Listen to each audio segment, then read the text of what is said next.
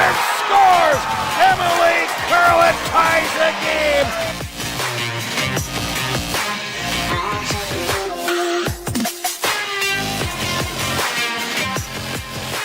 Popovich, and he shoots and scores! Austin Popovich roofs this one in the back of the net.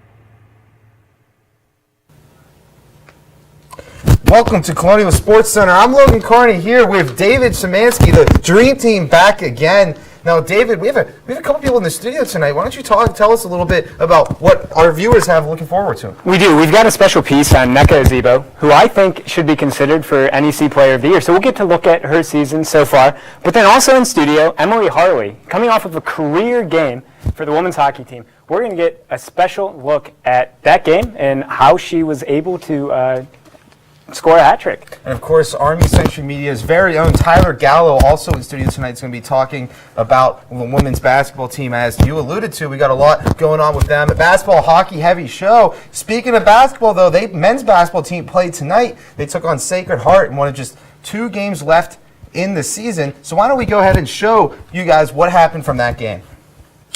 And this was definitely a tough loss for the Colonials, going on the road with the team that they match up pretty well with. And if you look at who were the big contributors for the Colonials, Bain, Williams, Mendy, you don't see Kobe Thomas there. Only playing 11 minutes.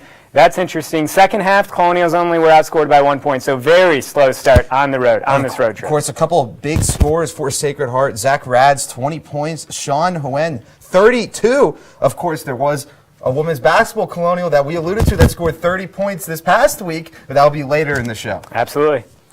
Now, why don't we go ahead and we'll recap the games before that, as the Robert Morris Colonials defeated the St. Francis Brooklyn Terriers by the score of 67-62 after mounting a second half comeback.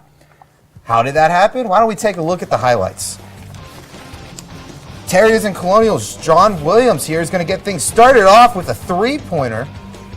Right out of the gate, Colonials up to a 3-0 lead. Not to be outdone, you're going to see Maddie McConnell find Charles Bain, and it's going to be a 6-0 lead right away for Robert Morris. Of course, St. Francis Brooklyn, though, is going to go an 18-4 run, including 9 straight points. And now it's going to be 26-18, St. Francis Brooklyn. Josh Williams, who had 22 points in the game, is going to score here, pulls him within 6. The second half now coming up. John Williams, he's going to drive to the hoop, and he's going to find Malik Petaway. There he is. There he finds Malik, and that's gonna set it up. And it's gonna pull the Colonials in. Now they're down 4.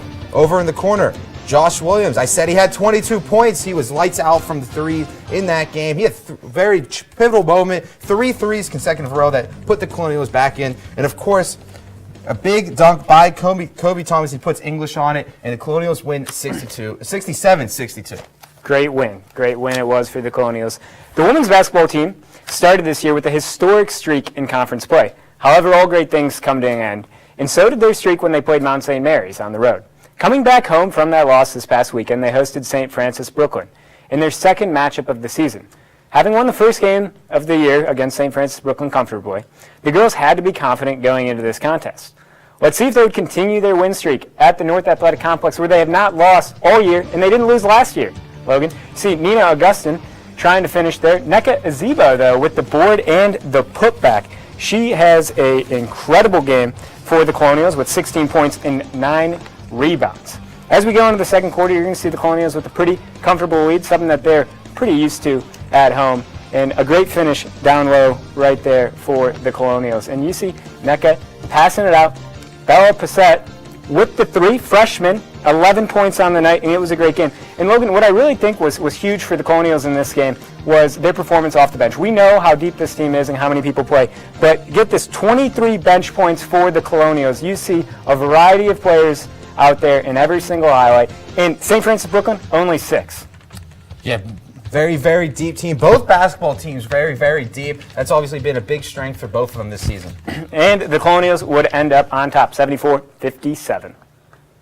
After defeating St. Francis Brooklyn, the women's basketball team hosted LIU Brooklyn as there was no sleep for Brooklyn as the Colonials defeated them on the heels of a historic night for NECA Ezebo. Let's jump into highlights and re-witness history. Colonials, Blackbirds. We're going to see them find NECA down in the paint, and that's going to be the first of 30 points for the Colonial. Second quarter now. RMU down 1. What do? And Ezebo grabs her own rebound and gives RMU the lead.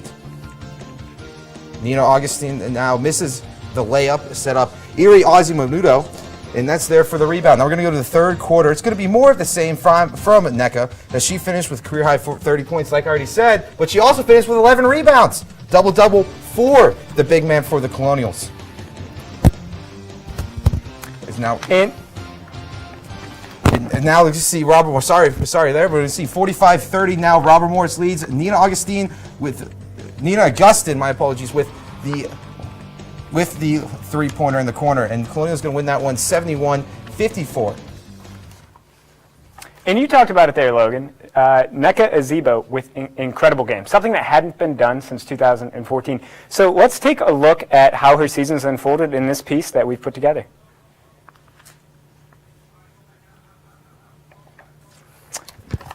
And what we had there was hopefully a look, if we can get that back up. But if we cannot, it was NECA Ezebo. She scored 30 points in a double-double. That had not been done since 2014. And I think what's interesting about her is she's only gotten NEC Player of the Week one time this entire season. She's not really considered a Conference Player of the Year, despite playing only 24 minutes. And here we go with the NECA Ezebo package. After what has been a career season for Ezebo, the junior center says that she is just honored to be part of the conversation as one of the NEC's elite. I mean, I wouldn't say no. Like, of course, I would like to be brought up in a situation because I mean, I work hard and I think I earn everything that I've gotten so far. So yeah, it would be nice to be recognized. NECA is growing, and that's what my heart's in this for. You know, the higher purpose than just win and lose and the things that are on the surface, but growth and development. And I think that has a lot to do with that. Even though Ezebo plays just 24 minutes per game, Coach Pascalia says that Ezebo's playing time depends strictly on situation. You know, the minutes that they're played, they average about to that. So some games she'll get more, some games maybe less. Staying out of foul trouble, you know, obviously playing with a great pace. You know, you don't really say somebody's going to play 20 or 25 or 30. It's just, you know, the ball goes up and the game's being played, and, you know, your heart takes over, and your focus and your intelligence and your passion and obviously, that has a lot to do with whether it's going to be one of those days where she plays more minutes or less minutes. And, you know, we just kind of go with the flow with it. And now I'm joined by Tyler Gallo. Thanks for making it on the show. You know, we had the package, then we didn't, but I'm glad we got to see it. And everything that NECA Ezebo has been able to do this season. And like I was alluding to with Logan right before we showed that package, she's averaging 24 minutes a game. And yet she's top 15 in 6 different statistical categories, and not really a whole lot of talk for her being Player of the Year in the NEC. What are your thoughts? Well, I think she needs to get a second look, honestly. She leads, is close to leading the Colonials in minutes, and she far and away leads them in rebounds, by the way, with maybe like 50 up on the next person on the stats list. And she also, once again, averages 24.3 minutes a game, which is not what you would want to see a good player. She started all 26 games, been in every single game, so you need to see her out. You need to see her put up maybe more stats to get a second look. Yeah, and you know, when you think of the Colonials, they're by far right now the best team in the conference. They've only lost 1 game. They've got 3 games remaining. It looks like they're going to get that 1 seed. But you've got to think that the best player on the best team should get some recognition when it comes down to it. But let's talk about the playoff picture for the women's basketball team. So they've not lost at home in 2 years. How important is it for them to win another game to secure home court advantage in the playoffs? Well, it's very important. Home court advantage speaks numbers for the entire postseason once you get into it. I mean, they have 3 big league games coming up for the rest of the season, and if they can win these, they can get home court advantage, and really, home court advantage will help you greatly in the playoffs. Yeah, they've got Wagner, Sacred Heart, and St. Francis. which a few of those games are on the road, and we'll see. They were down at half against two of those teams, so it's certainly going to be close. And back to Nneka Ezebo. So if it's not her for Conference Player of the Year, you've got Kovic, Johnson, and Holloway. They're all playing 35 minutes a night. Like I said, Ezebo on the limited minutes. What do you think is keeping her out of the conversation? I just think, honestly, I think it's the minutes. It's one of the most subjective stats, really, you can talk about. Ezebo has been performing really, really well. She leads the Colonials in points by a wide margin, and she's not even in the conversation, which is a bit of a travesty. But, yeah, the minutes are really being overlooked here, I think. Yeah, she also doesn't get all of the glory stats, right? She plays center, so she's getting a lot of blocks and rebounds. And, you know, some of these other girls, they're putting up a lot of points on a nightly basis, playing 35 minutes. So, Tyler, thank you for the time that you had to come on and talk about Nneka and the great performances that she had. When we come back, we're going to get to talk about a lot of men's and women's hockey, and we're also going to get a special sit-down interview with Emily Harlett. Hey, Dad. I need your help asking Jessica to prom. Of course. Love is like the ocean. You have to tread the Oh, waters. Dad. That's not the kind of help I needed. Hey, Jessica. Will you go to prom with me? Yes. You don't have to be perfect to be a perfect parent. Thousands of teens in foster care can't wait to share their first with you. Let me tell you about the toughest guy on earth.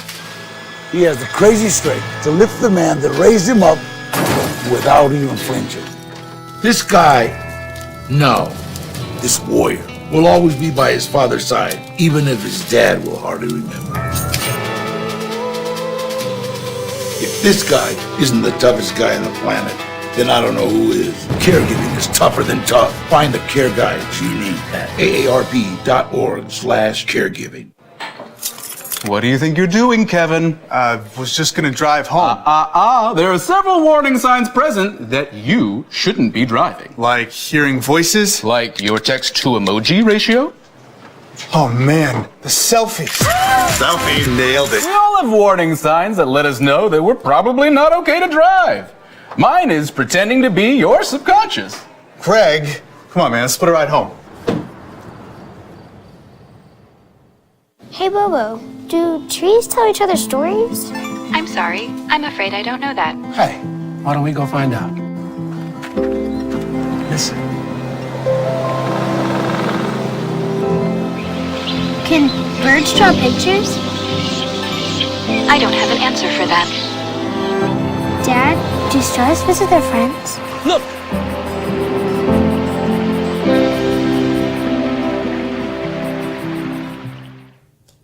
Welcome back to Colonial Sports Center.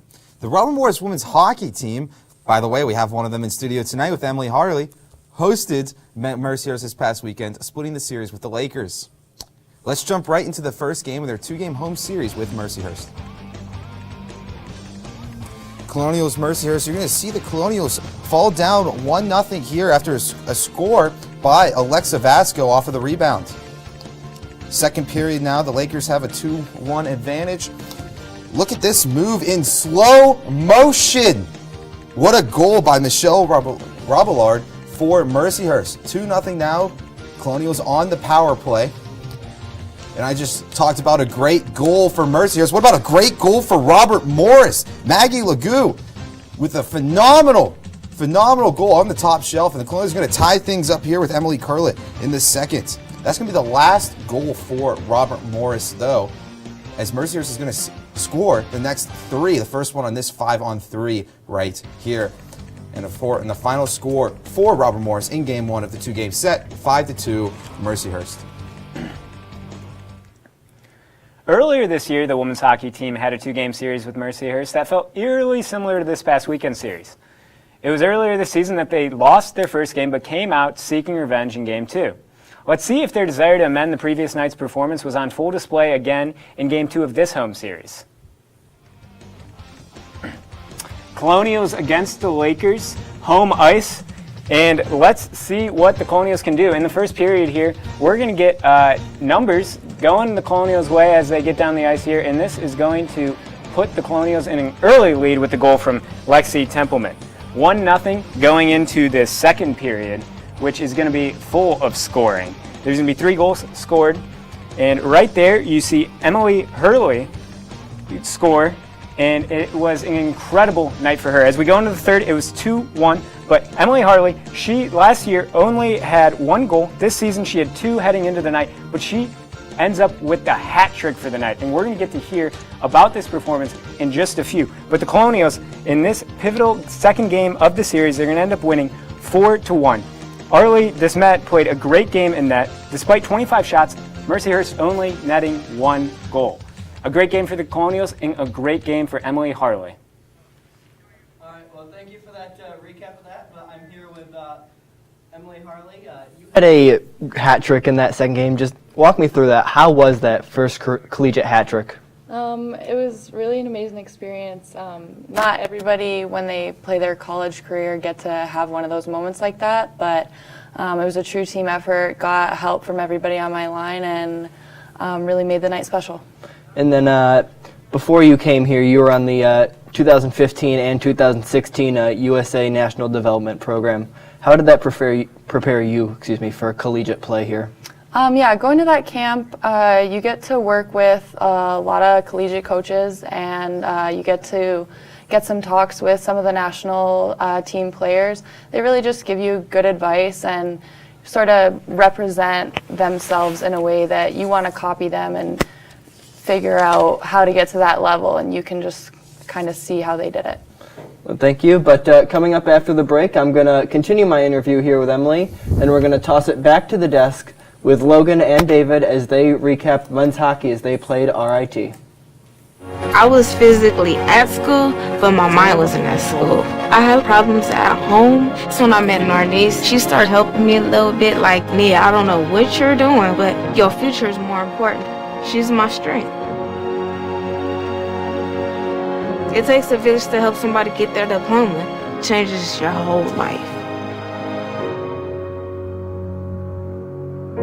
Find free adult education classes near you at finishyourdiploma.org. See on page 4 that the projections need to be blood. Next Thursday? Seriously? Thursday? Can't do that. This is really inconvenient. I have yoga that day. I have no time for this. So. I can't do Thursday, but I can do Friday. Disasters don't plan ahead. You can. Talk to your loved ones about how you're going to be ready in an emergency. Don't wait. Communicate. What to expect when you're expecting. Like here. A teenager. Today, I'm going to show you how to team-proof your home. First step, hide the car keys. Preferably somewhere they would never look. Challenges will come up. Be ready for them. Hi, honey.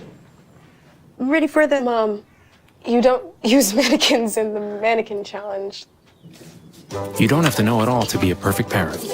Thousands of teens in foster care will love you just the same. Home fire drills give your family a plan of action. In a home fire, you may have less than 2 minutes to get out. So when you drill, show everyone 2 ways out of the house, pick a safe meeting spot, and get there in under 2 minutes. Then practice home fire drills at least twice a year. You can even make them fun. So everyone knows the sound and exactly what to do when they hear a smoke alarm. Go to ready.gov/fire drill and learn how to prepare your family for home fires.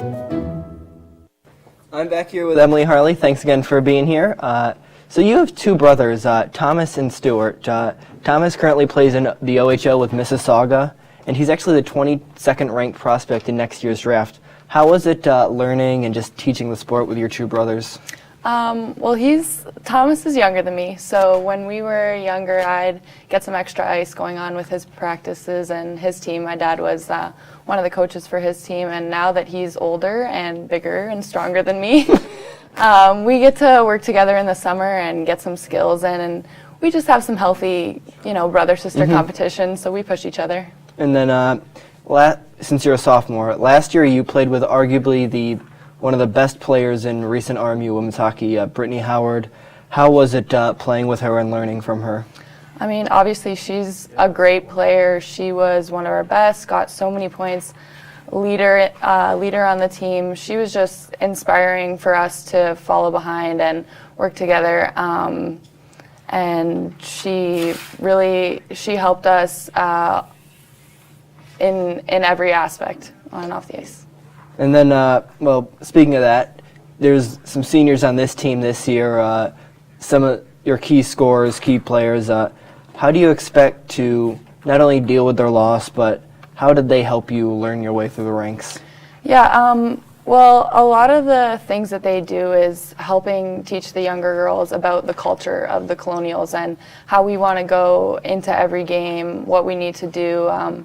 We never go into a game thinking that we're going to beat anyone. We always know that we're going to work for everything that we have to get. And they're really a bright light to look up to, and they have some great, inspiring plays that they make in every game. And then, well, you said looking up to them, making you, what is the Colonial culture, would you say, around the women's hockey team? I mean, I think if you asked anybody on the team, we'd say that we grind it out every game. So we're a hardworking team. Every single person on the team cares immensely about the outcome. We all want to work together. Whether you get 1 shift or 20 shifts a period, you're going out there sacrificing everything on the line. And then next year, how do you expect your role to change and just build into the future, into your junior and senior years? Obviously, we've got a really big sophomore class, and so we're going to be a big chunk of the upperclassmen next year with only 3 seniors. So we want to really invite the freshmen in right away, teach them our playing style, and just continue the streak that we've got going here as a really powerful Colonial team. And, well, you guys have playoffs coming up, but first you guys have to deal with Syracuse. You were born in Edmonton, but you're from Syracuse, spent most of your life there. How is it playing against your hometown team like that? It's always got a little extra edge, you know. They're one of our biggest opponents besides Mercyhurst, so it's always a fast game, physical game. We're ready for them. We've been preparing. We've looked at the scout report. It's our last regular season weekend, so we're going to put it all out on the line. And then coming up after the series, obviously playoffs, is there a team that you want to face, or do you just think they're all the same? Hopefully we'll only have to play the 2 games, and it'll most likely be a Syracuse or a Mercyhurst. We know we can beat anyone. I think in the past we may have struggled a little bit more with Mercyhurst, but as you can see, like, we've split both weekends this year, so we're ready for them and we're looking to take the win. Well, thank you, Emily, for coming on the show, but we're going to toss it back over the desk where David Szymanski has men's hockey. The men's hockey team has struggled in conference play thus far this season. They sat only on top of Canisius as they hosted in-conference opponent RIT, who's one of the better teams in the AHA. Traveling on the road, the Colonials were going to have to play one of their best games of the season to get the win.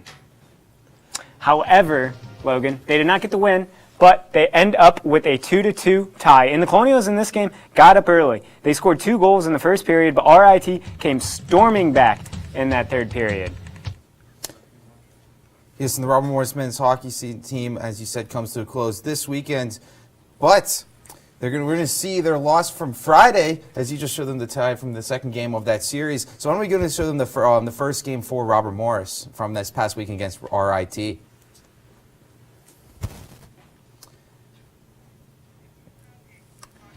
And I guess we don't have the Friday game, but let's talk a little bit more about this tie. We apologize for the technical difficulties, of course, but the tie, of course, Aiden Spillansky with a goal, Nick Berkusik and Sean Giles both assists, Justin Adamo. Now, both of those RIT goals came in the third period. Robert Morris scored both of theirs in the first. Yes, and so it's interesting to see how the momentum swung. I'm sure Robert Morris, right, when you're up 2-0 the entire game, they say in hockey, you know, the 2-goal lead's one of the hardest to protect. Yes, and of course that second goal for RIT coming with about 5 minutes, 5 minutes and 4 seconds exactly left in the game. Kind of a heartbreaking loss for the Colonials men's hockey team this past weekend. Of course, I don't know why I said lost. They tied 2-2. Yeah. I messed up there, getting ahead of myself. But we're gonna toss a quick to a break, but don't go anywhere because we will have our game of the week coming up. Hey, Dad. I need your help asking Jessica to prom. Of course. Love is like the ocean. You have to tread the Oh, waters. Dad, that's not the kind of help I needed. Hey, Jessica. Will you go to prom with me? Yes. You don't have to be perfect to be a perfect parent. Thousands of teens in foster care can't wait to share their first with you. Let me tell you about the toughest guy on earth. He has the crazy strength to lift the man that raised him up without even flinching. This guy, this warrior, will always be by his father's side, even if his dad will hardly remember. If this guy isn't the toughest guy on the planet, then I don't know who is. Caregiving is tougher than tough. Find the care guides you need at aarp.org/caregiving. What do you think you're doing, Kevin? Was just gonna drive home. There are several warning signs present that you shouldn't be driving. Like hearing voices? Like your text-to-emoji ratio? Oh man, the selfies. Selfie, nailed it. We all have warning signs that let us know that we're probably not okay to drive. Mine is pretending to be your subconscious. Craig, come on man, let's split a ride home. Hey, Bobo, do trees tell each other stories? I'm sorry. I'm afraid I don't know that. Hey, why don't we go find out? Listen. Can birds draw pictures? I don't have an answer for that. Dad, do stars visit their friends? Look!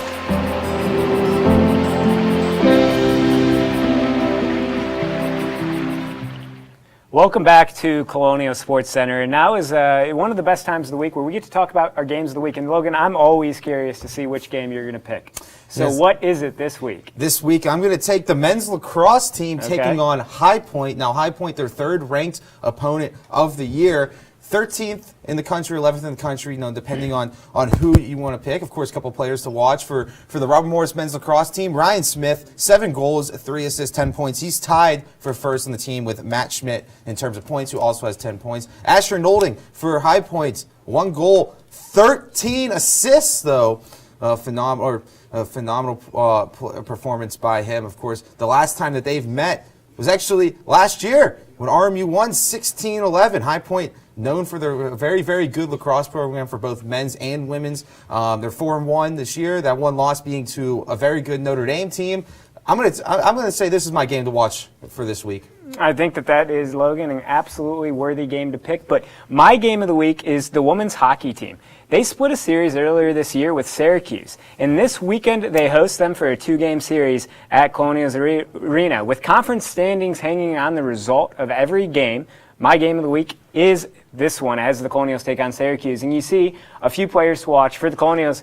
JC Gebhard, she has 18 goals on the season with 29 assists. She has been producing all season, and we'll see if she can come up big against Syracuse. You see both of their records there, very strong in conference play. And so this game is going to have great implications as we go forward. So that is absolutely my game of the week. Great implications indeed. One win gets the Colonials a bye in the first seeds in the CHA tournament, which of course starts next week. A couple of tournaments starting next week. Men's hockey going to be taking on the AHA starts next week. Men's basketball starts next Wednesday. It looks like that they will end up hosting game 2 despite the loss as well on Wednesday night. So very, very interesting. Now, David, we talked about games to watch. Is there a playoff that you want to watch? Yeah, I think we've got a variety of games coming up this next week. And what I'm most excited for is to see how the women's basketball team is going to perform in the playoffs. Now, they've got a few games before they get there, but I think the best part about it is they're going to be at home. We're going to get to go to every single game. It looks like they're going to get the 1 seed. And that's what I'm most excited for. They do a few games left, but of course their first playoff game will still be before our next show as spring break is coming up. And over spring break, I'm excited to watch the men's basketball team. We're going to be able to host in the NAC. The atmosphere there has been phenomenal this year. It'll be very, very, very interesting to see how that playoff atmosphere will be with the 1,000 people packed in the NAC. Yes, and we'll see how playoffs work out to see if Robert Morris is going to host playoff games later in the year, but it could be the last game at the NAC. In my spring break, as excited as I am to watch those, I'll be traveling with the men's golf team. We kick off our season down in Daytona Beach for a great event that should propel us for the rest of the spring. I'm looking forward to that. Of course, a lot of the spring sports starting, a lot of the winter sports ending, and we will be ending here as that's all the time we have tonight. So thank you all for joining us tonight. Have a great spring break, and we will see you in 2 weeks to recap what is happening for RMU Athletics.